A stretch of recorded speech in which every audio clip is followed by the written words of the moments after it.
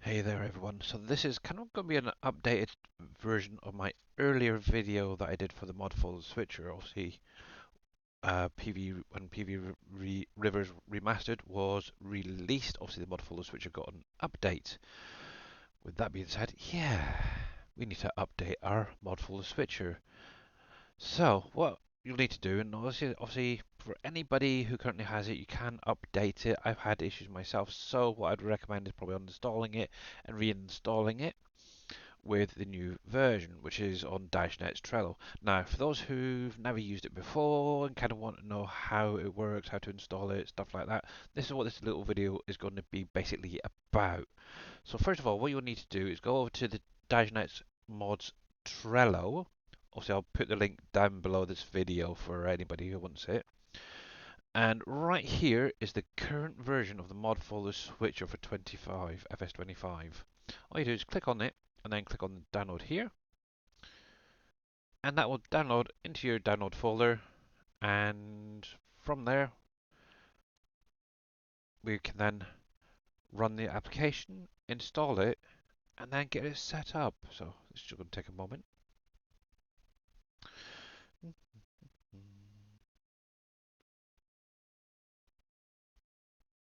There we go, done.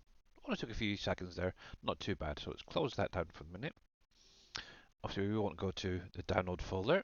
Now obviously I've been using this mod folder switcher for quite some time since it was updated, so I do have a copy of PV Rivers Remastered mod pack already downloaded through it, and that's one of the things that can be done with it. So if you want the map and to get the regular updates each time they're released, it is so much easier with the mod folder switcher, because obviously the Trello is not being updated as often as the mod folder switcher. So once you've got it downloaded, a couple of things to take into account. So one thing is your antivirus software, firewall protection, stuff like that may interfere with the install. So try it first of all. If you do have issues installing it, maybe try deactivate them just temporarily, then reactivate it once the mod folder switcher is installed.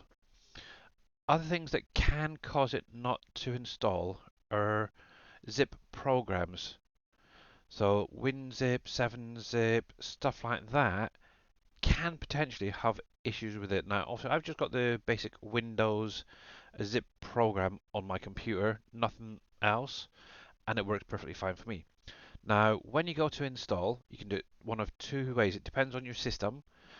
One, you can actually unzip this download folder, just right click on it, go to extract all, and extract. That will then extract the file, allowing you to access the bits within, okay, and run the install. Obviously, for me, I can do it as it's zipped, basically, so I don't have to worry about doing any of this. But if you do have issues, you can always unzip it and then run the setup there, the application there. It is pretty easy, to be honest. It's same setup one either way. But yeah, try, if you can't do it with one way, try it with the other. Now, obviously, like I said, I can do it this way. Just click into it and click setup. It does take a moment to kick in. So yeah, there we go. So this is what you basically want, is this blue screen to pop up. Now the reason this is popping up is it's currently an unsigned application, and obviously Windows is kind of like, oh no, type thing. There's a fair few programs out there. I fully trust and support Mr. Dajnet and the mod folder switcher. If I didn't, I wouldn't be installing it onto my computer. Obviously, I've been using it for quite some time now. I've never had an issue. So, yeah, it's literally up to you. But yeah, once you get this pop up, what you want to do is just click on more information, run anyway, and you'll get this little install pop up. From here, just click install.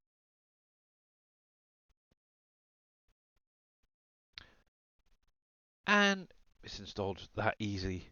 Right, so let's close that folder just for a moment, one moment. Now, when it installs, for me, I always seem to get this pop-up. Now, what this basically is it's not finding the correct document it wants to in your Farming Simulator 25 files. So what you're going to need to do is path it, and obviously it's actually giving you the correct path. And now obviously there is a bit of a spelling mistake, which could be why it's not finding it. So what you need to do is click OK, go to Documents, My Games, and then click on Farming Simulator 2025 folder. That's all you need to do. Once you've done that, just click OK, and your mod folder switcher is now installed, ready to get set up. So with that being said, if you do have issues, what DashNet did do is if we come into the settings, you can actually reset some of these paths. So what you can do is just click on that. Actually, it's not going to work for me. Oh, there it is. It's popped up underneath for some weird reason. Obviously, you can reset the install location, so that will reset it to allow you to basically repath where um, that initial is. So if we actually click on this for a sec, it'll bring that pop back up, and obviously all you do is go to obviously Documents, My Games, Farm Sim 25.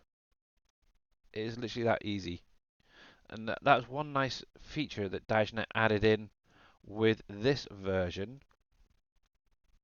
Also, you can reset the launch. Now, obviously, with this, let me close this for a second. One of the nice things that DashNet did do in the main menu here, you can actually launch the game from the mod folder switcher now as well.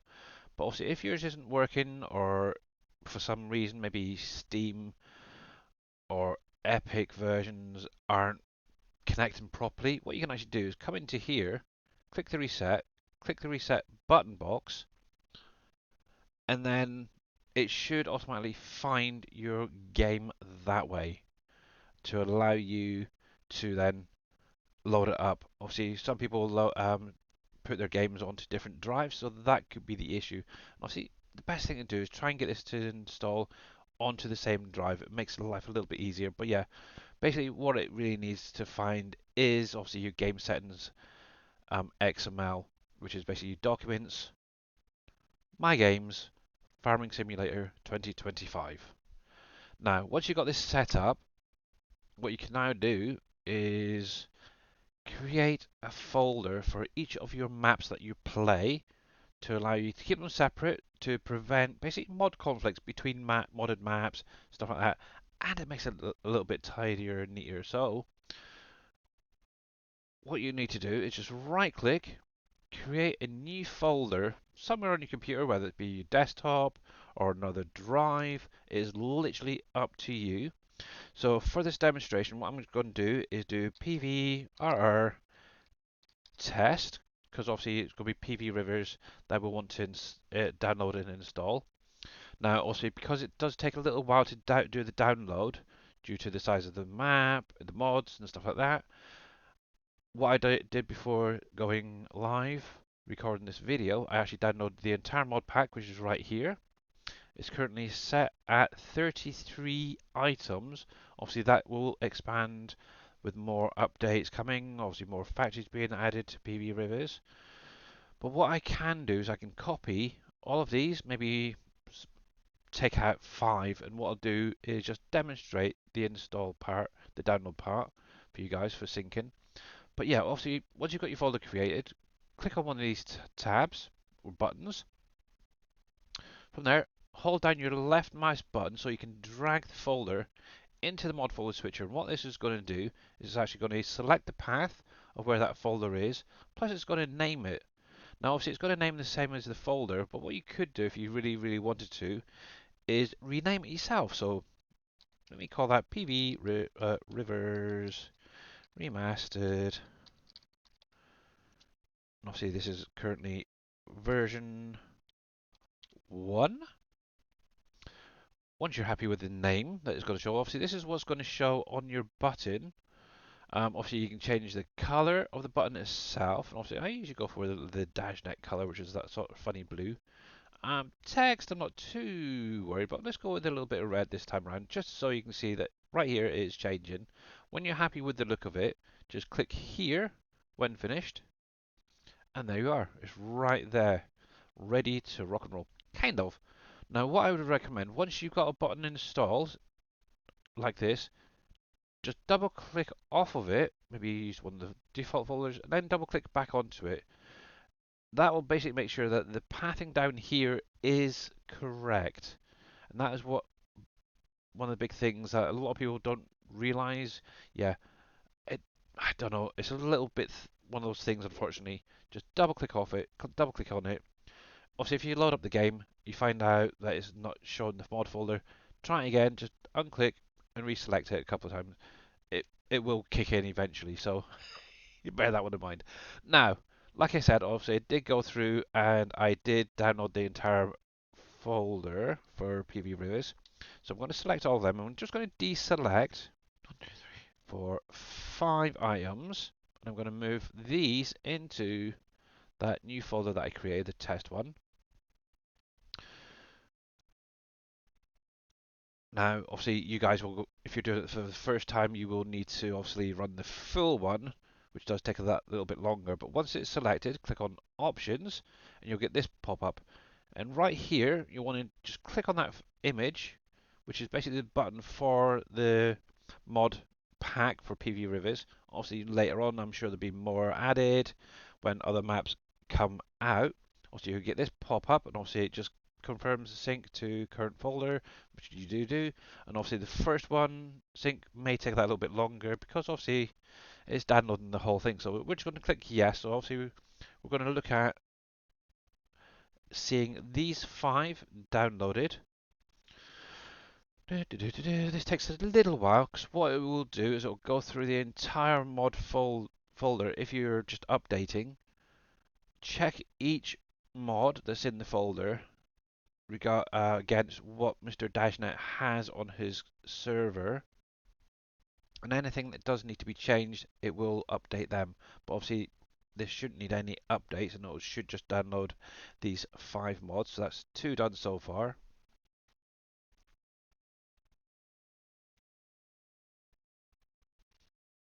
So that's 3. So just 2 more to go, which is the brick factory. And there's the charcoal. And yep, once it's done, it will pop up with this update complete. Just click OK. And obviously that will disappear. So if we actually come into here, so we said what, 33 was the original. So there you go. So it's now downloaded everything. And as you can see right here, let's close this one. It now has 33 in the folder. So that is perfect. So from there, all you need to do is just click on, oh, menu, sorry, my bad. And, oh, okay, so it's asking me to launch the game, because obviously this was reset. So if you do get this popping up, what you need to do is find where it is installed on your computer. So, for me, I've got it on my C drive, program files, 86, and right there. So if I click OK, that should now launch the game.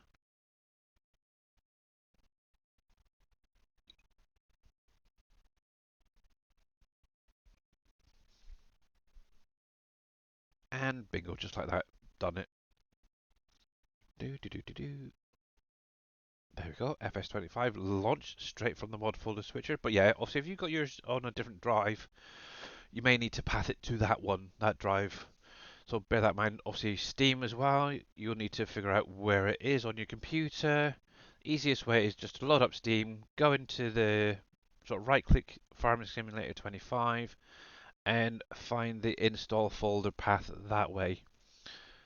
So what we should now see, if I come into download content and what's installed, there is the entire mod pack installed and ready to rock and roll. That is absolutely great. So with that showing correctly, let's close this down. So a few other things that you can do with the mod folder switcher is, one, you can set up a favorites folder in exactly the same way, but obviously when you click on want to import them into your folder, what you can do is click on options and you can do it right here, and you can actually copy obviously you link it here and then you copy it right there into your folder. So obviously what I could do is just do a quick demonstration. So We'll do faves right there. Let me grab. Let's see. We'll just grab one of. Let's see, power tools. So this is actually the mod folder that I usually run out of, which obviously after this video I will go through and link back onto the buttons here. Power tools. Let's grab that one. Copy that. We'll pop that in just for this test to there. So let's come into here. So obviously we want to set the path for that favorites folder. Obviously this is going to be on my desktop and faves right there. So we click OK. And as you can see, it's automatically set it. And then from there, you can then copy whatever's in your favorites folder into your current folder or any folder, to be honest. Just click on copy, copy complete, and obviously it was only one, so it's quite quick. So if we now come into that test folder, we should now have power tools. And as you can see, it's right there. And obviously it's now 34 items in that folder. So that's literally how easy it is to use this mod folder switcher. Now one thing to bear in mind, there is other things you can do in here, which we can show. So obviously if you're unsure where your folder is, you can actually open it. And obviously at the top here, it will show the path of that folder.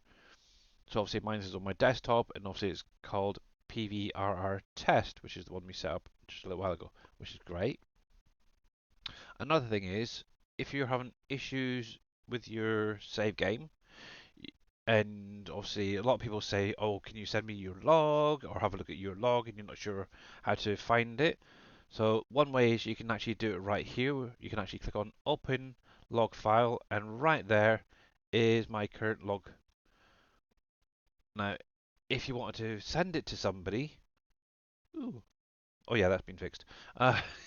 If you wanted to send it to somebody, what I would do is go to your documents, My Games, Farm Sim 25, and then scroll down to the bottom, and right here you got a log document that you can then send to somebody. Okay, it might be me, it could be Dajnet, it could be somebody else asking to see your log. That is where it'll be by default. So moving on down, obviously you can back up your folders if you want to. Obviously this is a good one if you want to keep a backup of, say, your save games or your backup save games and stuff like that. That can be used and set up. Server mods you can download here. It's basically set up the same way. Obviously every server has an IP port number. All you literally do is put it in here, and then you can download from the server. And obviously if you're running a server, or you can actually get somebody to install a mod folder switcher and download them direct. That way it is pretty easy and straightforward. So carrying on, obviously we've covered the main menu now, so we can close that. Obviously we've already gone through the options. Obviously now going into settings. So in here we have game settings, developer controls, and obviously the reset path. We've already covered the reset path, so not even going to worry about that. Developer controls, obviously this will allow you to see your log in-game by hitting the tilde key, which is the key underneath the escape key. And it just shows you the log as the game loads it up.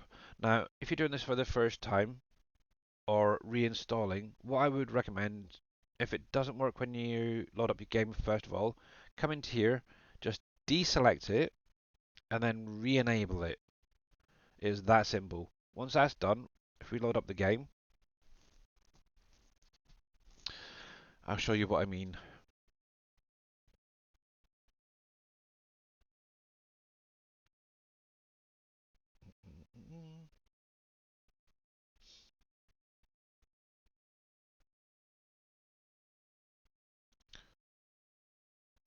Cool. Okay, so like I said, if you hit the tilde key, which is so on your keyboard, you got your escape key, and then you got the one right below it. It's usually to the left of the top line one key, and it will allow you to see your log right there. Well, that's basically what I mean. It also allows For additional things in game, like pressing F3, F4, F5, and so on and so forth, obviously F4 will give you the grid view, which is quite nice for placing, keep things in line. F5 allows you to tab between showing collisions and other things within physics within the game. So that is a good option to have active. Now the last thing here is game settings. So in here also we've got obviously when you're running your vehicles you can actually have them time out and automatically turn off after a set time. Obviously by default I think it's around about 10-15 minutes roughly, I can't remember. But I usually just set it to the maximum because obviously I turn my vehicles on and off in game. So yeah, obviously eventually I do want it to turn off to save on fuel if I do forget to turn it off. So make sure that that is selected. Obviously if you've got horses, you can set it to a maximum or a minimum where it gets then reset back to the animal pen. Obviously 15 minutes should be fine. Steering back speed, obviously if you've got a steering wheel or a controller, this will allow you, even a keyboard actually, this will allow it to go back faster. And obviously you've got a lot of other things here that you can play around with within the game and make it a little bit more enjoyable. So apart from that, the only last thing here is a few links that Mr. Dajnet's added. So obviously our Discord, our Trello. If you want to purchase a DLC or a game using his code, you can actually click on the giants here and select one of these, and this will take you to the Farming Simulator website where you can actually buy the game and use his partner code and support him, which is great. Obviously, keep him up there so he can get early access. Obviously, if you want to donate, you can use Ko-fi, and obviously you can click on here, which will take you to his Streamlabs, and you can donate that way as well. And obviously that then supports him. Oh, looks like somebody's supported him. Wow, nice. So with that being said, if you do have any issues, you're more than welcome to contact me. Reach out to me through YouTube, through Twitch, through our Discord, um, or even catch me on stream. Obviously, Dajnet streams as well on Twitch, so you can reach out to him as well when he is live. With that being said, that is pretty much everything now covered for the Mod Folder Switcher. Have a great rest of your day, guys, and I'll see you again in another tutorial or in a live stream very, very soon. So, bye for now.